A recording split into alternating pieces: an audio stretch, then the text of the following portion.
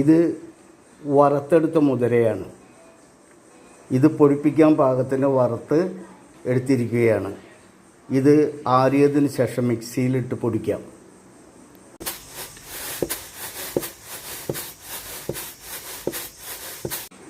മുതിരയുടെ പരിപ്പിനെ പരിപൂർണമായി ഉമികൾ നീക്കിക്കളഞ്ഞുകൊണ്ട് അതിൻ്റെ പരിപ്പിനെ ഒരേ തരത്തിലുള്ള തരികളാക്കി മാറ്റിയിരിക്കുകയാണ് മിക്സിയിലടിച്ച്.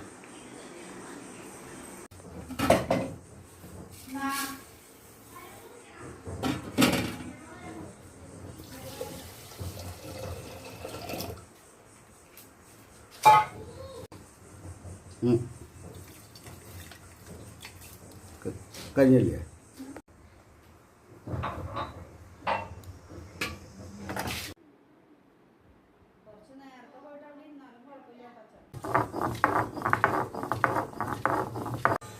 ചെറിയ ഉള്ളി, ജീരകം, നാളികേരം അരച്ചിട്ടുള്ള ഒരു അരപ്പാണ് നമ്മളിപ്പോൾ ചേർക്കാൻ പോകുന്നത്.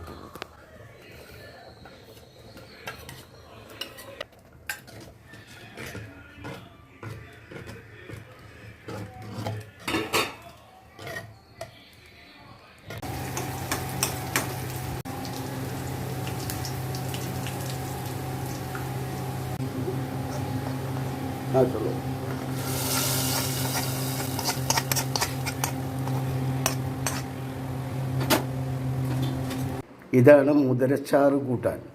നല്ല രുചിയും മണവുമുള്ള ഒരു പ്രത്യേക തരം കറിയാണിത്.